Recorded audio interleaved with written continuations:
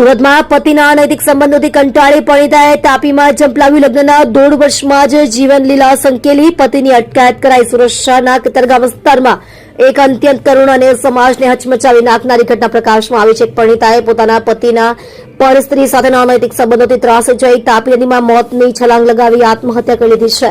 હજુ લગ્નને માત્ર 1.5 વર્ષનો સમય વીત્યો હતો ત્યાં જ સંસારમાં લાગેલી અગ્નિએ એક મહિલાનો ભોગ લીધો છે.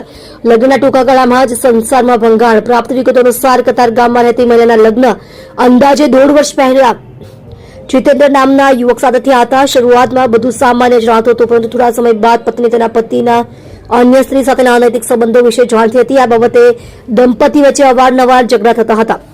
પતિના આ વલણ અને માનસિક ત્રાસથી કંટાળી ગયેલી પરિણીતાએ આખરે તાપી નદીમાં ઝંપલાવીને અંતિમ પગલું ભરી લીધું હતું.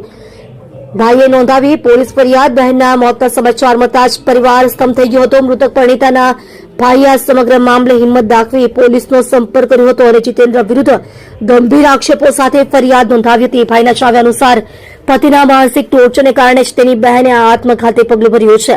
પોલીસે આરોપી પતિને જેલ ભેગો કર્યો. ઘટનાની જાણ થતાં જ અશ્વિની કુમાર પોલીસ સ્ટેશનનો કાફલો હરકતમાં આવ્યો હતો. પોલીસે મૃતદેહને પોસ્ટમોર્ટમ માટે ખસેડી તપાસના ચક્રો ગતિમાન કર્યા હતા. ફરિયાદના આધારે પોલીસે મૃતકના પતિ જીતેન્દ્રની ધરપકડ કરી લીધી છે. પોલીસ અધિકારીના જણાવ્યા અનુસાર પતિના અન્ય સ્ત્રી સાથેના સંબંધોની દિશામાં પુરાવા એકત્રિત કરવામાં આવી રહ્યા છે અને કાયદેસરની કડક કાર્યવાહી હાથ ધરવામાં આવી છે.